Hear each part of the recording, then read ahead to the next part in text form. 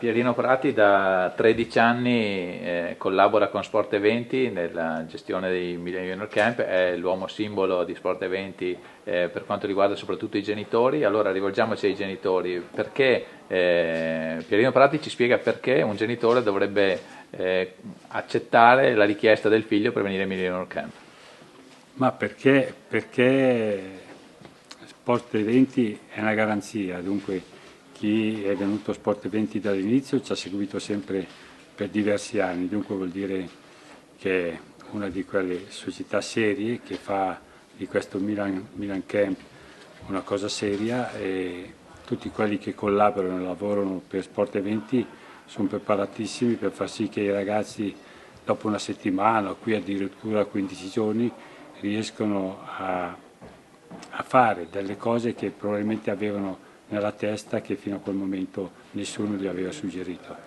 E quindi vivranno un'esperienza umanamente particolare con ragazzi di tante lingue e di tante provenienze, ma anche un'esperienza calcistica importante. Beh sì, direi che tutte queste cose è l'abilità degli allenatori che col responsabile tecnico cercano di far sì che i ragazzi in questa settimana che aggiornano qui negli hotel riescono a fare calcio, riescono a fare altri giochi di divertimento, riescono a integrarsi fra loro, a parlare, a conoscersi. Cioè si vede dal sorriso dei ragazzi se loro stanno bene o non stanno bene. Noi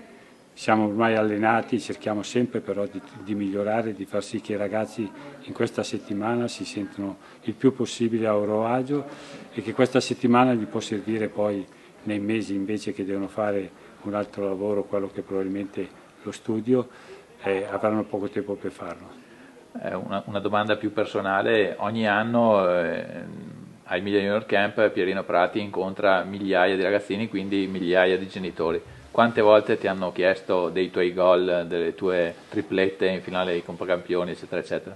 Beh, quella è solo fortunato perché sono riuscito a fare la tripletta e questa è ancora una cosa che rimane, nessuno l'ha ancora fatta, dunque vuol dire